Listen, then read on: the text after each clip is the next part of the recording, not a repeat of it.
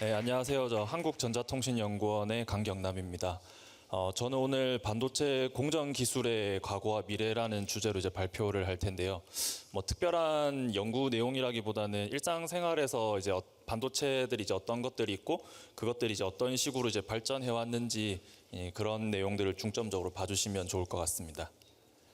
일단 제가 근무하고 있는 한국전자통신연구원 같은 경우에는 이제 뭐 다들 아시겠지만 이제 대전 대덕연구단지에 있고요. 한 2,200명 정도 이제 연구 활동을 하고 있습니다. 이제 에트리 자체의 이제 설립 목적은 되게 거창하게 뭐 국력 신장에 이바지하고 디지털 혁신 기술을 이제 개발하라고 이렇게 에트리가 이제 설립이 되었고요. 실제로 이제 역사 같은 거를 이제 보면은 제가 태어나기 전부터 뭐 디램 개발이라든지 아니면 이제 휴대 인터넷 이제 와이브로 개발 같은 연구들을 이제 이 연구원분들께서 이제 개발 열심히 해주시고 있습니다. 제가 이제 그 소개를 드릴 내용들은 그 여러분들한테 이제 게임 하라고 권장하는 건 아니고요.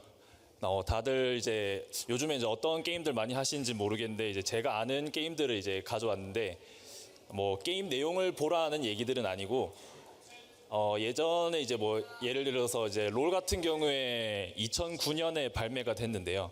이제 각 게임마다 이제 권장 사양들이 있습니다. 그래서 게임 좋아하시는 분들은 이제 컴퓨터를 이제 구매하거나 뭐 PC방에 가서 이제 게임을 하게 될 때 그 자기가 이제 하고자 하는 게임에 맞는 이 사양들에 맞춰서 이제 게임을 하게 될 텐데요.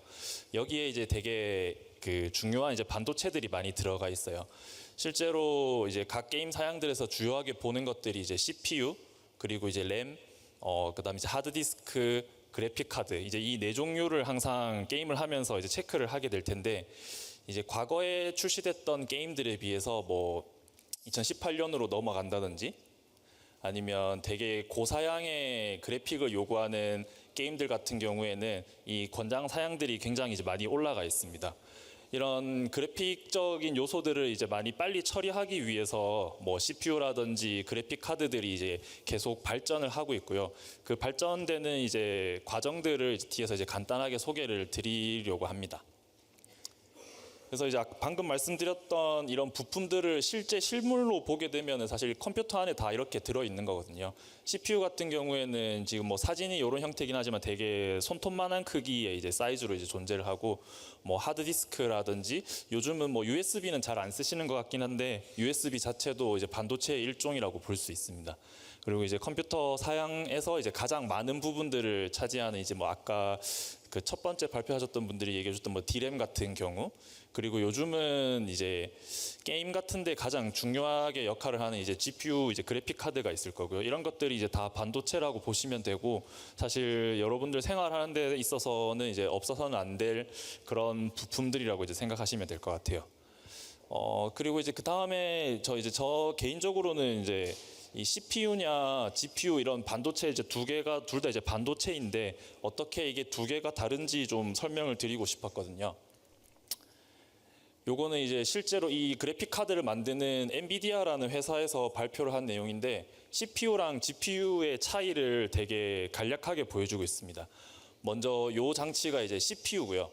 CPU는 하나씩 천천히 이제 처리해 나가는 개념이라고 보시면 될 것 같아요. 이렇게 점을 하나씩 찍어서 이제 그림을 완성하는 개념이고 이제 얘가 그래픽 카드를 이제 대체하는 모양인데 그래픽 카드는 이제 뭐 이 영상상에서만 봐도 아까 장치보다는 굉장히 크죠. 이 그래픽 카드 같은 경우에는 하나씩 처리를 하는 게 아니라 이제 영상을 보시면 이제 어떻게 처리를 하는지 보실 수 있을 거예요. 잠시만 기다려주세요. 이게 영상에서 보시면은 이제 이 엔비디아의 관계자가 굉장히 열심히 설명을 하고 있거든요. 실제로 이제 CPU보다는 훨씬 큰 장치가 있고 이 장치를 이용해서 이제 그래픽을 이제 처리하는데 이제 어떤 식으로 처리를 하느냐를 이제 보여주는 과정입니다.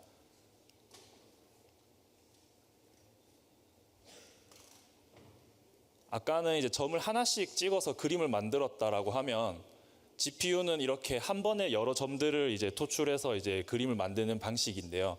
이게 이제 CPU와 GPU의 차이를 보여주는 거지 그렇다고 무조건 GPU가 이제 좋다는 개념은 아닙니다. CPU나 GPU가 이제 하는 일이 다르기 이 때문에 이제 각자의 이제 그 역할에 맞게 이제 사용을 해야 될 테고, 이제 그 과정에서 보면 이런 반도체들이 쭉 과거에서부터 계속 발전을 해오는데, 그럼 실제로 이제 반도체 공정 자체는 어떻게 이루어져 있느냐라고 이제 보시게 될 텐데, 뭐 이런 용어들은 사실 보실 필요는 없고요. 반도체 자체는 이제 그 단면을 보게 되면 굉장히 그 여러 층으로 이제 쌓여져 있습니다.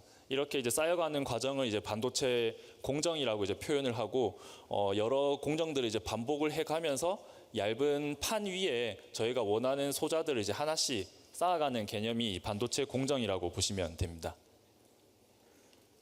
이런 반도체 같은 경우에는 이제 발전해가는 기술 방향 자체가 어떻게 하면 이제 더 작게 만들 건가? 아니면 이 소자가 어떻게 해야 더 빠르게 작동을 할 건지, 그리고 이제 이 소자가 잡아먹는 이제 전력 자체가 어떻게 해야 더 적어질지는 방향으로 이제 공정 기술들이 이제 개발이 돼 가고 있고요.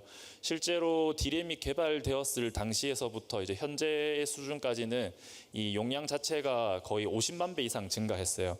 일반적으로는 용량이 커지려면 그 크기도 이제 굉장히 커져야 된다고 이제 생각하실 수 있는데, 그런 게 아니라 이제 동일한 면적 안에 공정 기술들이 이제 집적되다 보니까 이렇게 용량이 증가할 수 있었고요.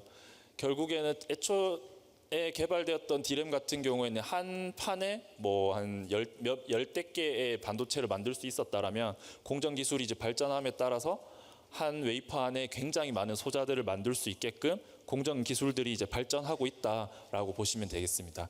그리고 이제 기존에 이제 개발됐던 구조에서 다양한 이제 3차원 구조들을 적용을 해서 그 성능을 이제 어떻게 하면 높일 수 있을지, 그런 공정 기술들이 개발되고 있습니다. 그 공정 기술에 있어서 가장 이제 중요한 부분이 일반적으로 이런 그 UV, 그러니까 이제 자외선이죠. 자외선을 이제 해서 반도체 공정을 하고 있는데, 이 빛을 이용한 이 회로를 그려넣는 과정이 공정 기술상에서는 좀 가장 중요한 부분이라고 할 수 있겠습니다. 혹시 이제 뭐 들어보셨을지 모르겠는데, 이런 반도체를 만드는 회사들은 ASML이라는 회사로부터 이 EUV 장비를 이제 요즘은 반드시 도입을 해서 공정들을 하고 있고요. 이 한 대가 대략 3천억 원 이상이 할 고가의 장비입니다. 삼성전자도 지금 현재 기준 22년 기준으로 20대 정도밖에 이제 보유를 못 하고 있고요. 하이닉스는 이제 3대 정도, 대만의 이제 TSMC 같은 경우에 이제 100대 정도를 보유하고 있으며, 이런 ASML사가 어떻게 보면 빛을 이용한 이 노광 장비에 있어서는 굉장히 이제 독보적으로 이제 독점을 하는 이제 회사라고 이제 볼 수 있겠습니다. 제가 이제 말씀드렸던 부분들을 이제 간단히 이제 말씀을 드려보면, 이제 생활 속에 굉장히 많은 반도체들이 있습니다. 뭐 그래픽 카드라든지 CPU, 뭐 SSD 카드 이런 것들이 있고요. 지금 나오고 있는 뭐 자율주행 자동차에도 굉장히 많은 이제 반도체 부품들이 이제 포함되고 있습니다. 일반 그 엔진을 이용한 이제 내연 기관차 같은 경우에는 200개 정도였지만, 자율주행 자동차로 감으로써 1000개에서 2000개 정도 되는 이제 반도체가 필요하게 될 거고요. 이런 반도체 공정 기술들은 아까 말씀드린 대로 어떻게 하면 더 작게 만들 것인가가 가장 큰 관심사라고 보시면 되겠습니다. 이런 미세 공정 기술의 그 단위들을 보게 되면은, 실제로 보통 이제 이런 나노미터들을 표현할 때 이제 머리카락보다 굉장히 작다라고 표현을 하는데, 현재 뭐 삼성전자나 하이닉스에서 이제 시도하고 있는 이제 공정 기술 자체가 5나노 정도로 거의 이제 바이러스보다 굉장히 작은 수준에서 이제 공정이 어떻게 될지 연구 개발을 하고 있다고 보시면 될 것 같고요.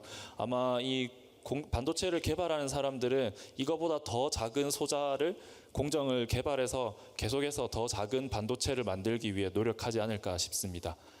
네, 제 발표는 여기까지입니다. 감사합니다.